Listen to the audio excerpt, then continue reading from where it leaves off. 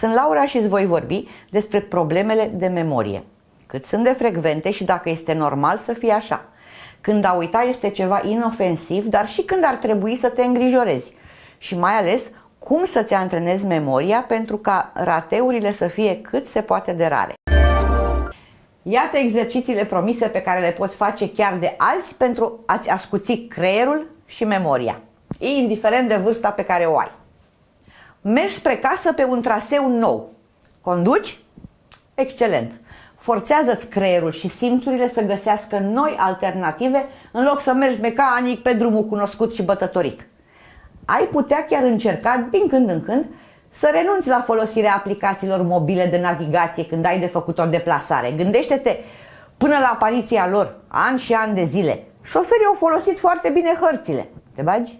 Repetă cu voce tare. Îți vei aminti mai ușor atunci când vei avea nevoie de respectiva informație. De exemplu, când faci cunoștință cu cineva sau când mergi la cumpărături și ai mai multe lucruri de luat, repetă cu voce tare. În cel de-al doilea caz îți fac de ajutor suplimentar să-ți fixezi în memorie numărul articolelor pe care le ai de cumpărat. De exemplu, știi că vrei să cumperi pâine, iaurt, mere, pesmet și ouă. Fixezi cifra 5. Te va ajuta să-ți amintești care sunt cele 5 articole pe care le ai de cumpărat. Dar intră, dragă, magazin, nu sta la ușă până ți ies la socoteală. Dezleagă cuvinte încrucișate, integrame, sudoku, joacă șac sau Scrabble. Și puzzle este de luat în seamă. Învață o limbă străină. Nu trebuie să ajungi la performanțele Irinei Margareta Nistor și nici să devii translator, dar 5 cuvinte învățate zilnic sunt un bun exercițiu. Învață să cânți la un instrument muzical. Nu visa că urci pe scena filarmonicii, măcar melc codobelc să-ți iasă. Desenează din memorie. Ai vizitat un loc nou? Hai, țuculescule, ia o hârtie și un creion și încearcă să-l desenezi. Sau să faci o hartă a acestei deplasări pe care ai făcut-o. Dar harta păstrează-o pentru tine, să nu care cumva să nenorocești pe cineva. Încearcă să faci unele lucruri cu ochii închiși. Nu să conduci, nici să votezi. Să speli vasele, de exemplu, sau să faci duș, ori să împerechezi șosete. Vezi tu când o să trească să le și porți. Această activitate forțează creierul să folosească alte căi neuronale pentru a realiza sarcina. Folosește-ți cealaltă mână, non-dominantă. Ești dreptaci? Încearcă să faci lucruri cu stânga. Sau invers. Memorează numere de telefon. De când există telefonie mobilă și agenda telefonului, treaba cu memorarea numerelor e sarcina lui, nu? Ia încearcă să memorezi numerele de telefon ale celor mai importante persoane. Fă calcule în minte. Când ești la supermarket, la cumpărături, transformă-te în casă de marcat și adună prețurile articolelor puse în coș. Verifică-te la casă. În felul ăsta nici nu te poate înșela un amărât de aparat de calcul. Mănâncă folosind bețișoare. Acest antrenament este bun dacă nu obișnuiești să mănânci precum chinezii. Că dacă ești expert, îți dai seama că nu mai ai niciun farmec. Folosirea bețișoarelor îți va forța creierul să se concentreze și să acorde atenție fiecărui gest. Meșterește ceva. Coase. Tricotează, bricolează, asamblează, decupează, pictează, orice îți face plăcere și te poate face să-ți consolidezi abilitățile motorii fine și să sporești puterile creierului. Amintește-ți faptul că sinapsele au nevoie de activități noi, complexe, provocatoare, care să mențină creierul în formă. Sunt Laura și tu ești pe canalul Pacientul 2.0, locul din online unde toate informațiile sunt validate medical. Nu uita să te abonezi, fiindcă nici nu știi ce pierzi. Acum mai bine vedem care sunt problemele alea de memorie care nu trebuie să te sperie pentru că sunt normale. Cele tranzitorii. Este foarte probabil să uităm informații la scurt timp după ce ni le-am însușit, în special dacă nu sunt folosite frecvent. Ce, tu mai ții minte ceva în limba latină studiată între-a 8-a? Creierul e deștept și le șterge pentru a face loc altora mai noi și mai utile. Nu știi tu până la ce ore e deschis la Kaufland? Cele cauzate de lipsa de atenție. Uiți unde ai pus foarfeca în primul rând pentru că nu te-ai concentrat asupra acestui lucru. Te gândeai la altceva sau la nimic. Astfel, creierul nu a avut ce informație să codeze. Tot lipsa de atenție este vinovată de faptul că ratezi o întâlnire sau uiți să iei un medicament la o oră fixă. Cele cauzate de un blocaj. Ți se pune o întrebare și ai răspunsul pe vârful limbii. Știi că îl știi, dar nu-ți vine. Ți se plimbă prin gură ca prin cismigiu. Este cel mai comun exemplu de pierdere temporară a memoriei. Îi spunem lapsus. Atribuirea eronată. Este acea situație în care nu ți amintești ceva cu exactitate sau greșești cu privire la detalii gen ora, locul sau persoana implicată. Atribuire eronată este și atunci când crezi că spui un lucru original, dar de fapt l-ai auzit sau l-ai citit undeva. Da, mă, așa se cheamă filmul ăla, cu tipul, cu tipa, cu ceasul și cu timpul. Atribuirea eronată devine mai frecventă pe măsură ce îmbătrânim, pentru că atunci când primim informații, asimilăm mai puține detalii și asta deoarece începem să avem dificultăți de concentrare și procesare rapidă.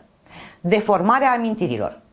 Chiar și cea mai clară amintire nu redă fidel realitatea. În memoria ta, percepțiile trec prin filtrul personal, experiențe, credințe, cunoștințe anterioare și chiar starea ta de spirit în acel moment. Particularitățile tale îți afectează percepțiile și experiențele atunci când sunt codificate în memorie.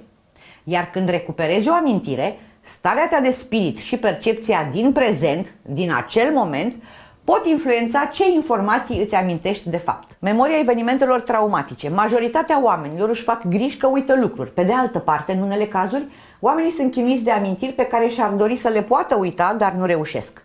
Persistența amintirii evenimentelor traumatice, a sentimentelor negative și a temerilor continue este un alt gen de problemă a memoriei. Unele dintre aceste amintiri reflectă cu precizie evenimente îngrozitoare, în timp ce altele pot fi denaturări negative ale realității. Persistența amintirilor neplăcute este caracteristică persoanelor care suferă de depresie. Vezi că avem un video cu răspunsurile psihiatrului Mihai Bran la mai multe întrebări despre depresie. Te sfătuim să-l vezi. Eu sunt Laura și tu ești pe canalul Pacientul 2.0.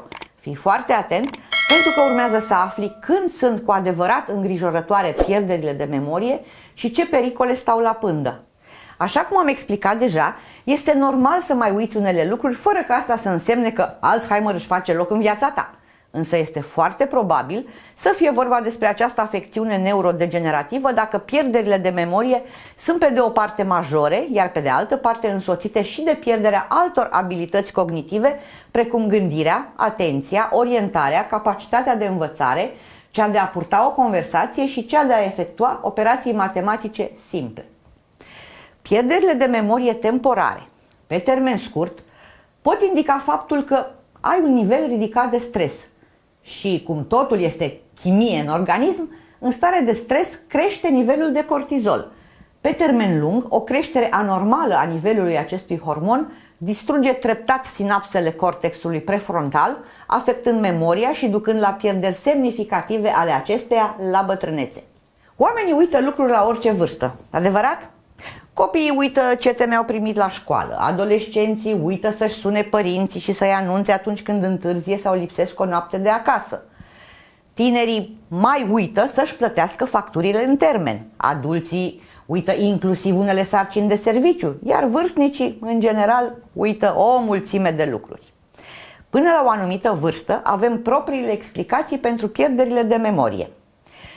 Copiii sunt uituci pentru că sunt neatenți, adolescenții uită pentru că sunt superficiali, tinerii uită pentru că sunt fie stresați, fie neimplicați, iar adulții uită pentru că au o mulțime de griji pe cap. Să nu pierdem din vedere faptul că problemele de memorie mai pot fi și consecința oboselii, a depresiei sau efectul secundar al unor probleme de sănătate sau al unor tratamente. Ei bine, pe măsura înaintării în vârstă, problemele de memorie încep să ne îngrijoreze. Și chiar dacă adesea ne scuzăm cu o glumă gen îmi dă târcoale neamțul, Herr Alzheimer, în realitate râs tu râs harapal, dar nu-i râsul tău. Păi ia să vedem cum stă treaba. Stă așa, problemele de memorie sunt mai frecvente decât îți imaginezi, plus că e normal să uiți din când în când și la fel de normal să uiți mai des pe măsura înaintării în vârstă. Și totuși, când se consideră că uiți mult și prea des și mult prea multe lucruri. Cum ne dăm seama dacă aceste pierderi de memorie se încadrează în cele firești îmbătrânirii sau sunt simptomul la ceva mai grav? Hai să începem prin a demonta un mit ca să ne luăm un bolovan de pe inimă. Dacă pierderile de memorie nu sunt extreme și persistente, nu sunt considerate indicatori ai bolii Alzheimer, o formă de demență senilă, și nici a unei alte boli care afectează memoria. Extrem și persistent este atunci când persoana uită evenimente recente, când uită numele persoanelor cu care intră frecvent în contact și când nu mai știe unde locuiește și uită trasee pe care circula în mod obișnuit. De asemenea, în ceea ce privește semnele timpurii de Alzheimer care vizează memoria, acestea includ adresarea de întrebări în mod repetitiv, apariția confuziei și dificultăți de exprimare. Tabloul simptomatologiei este foarte variat și nu se rezumă la lucruri minore, ca de exemplu faptul că ai uitat titlul unei cărți sau al unui film. Apropo, cum se cheamă filmul ăla în care el se amorezează de o tipă dintr-o poză și după aia intră el într-un ceas, tic-tac, tic-tac, așa, și se trezește în trecut și se întâlnește acolo cu tipa din poză și după aia scoate el din buzunar o monedă și ia uite cum se întoarce în prezent, dar el nu voia asta. Și îl strigă. În fine, lasă că mi-aduc eu aminte. Lore, auzi mă? Noi acum începem să filmăm sau am terminat? Că am uitat.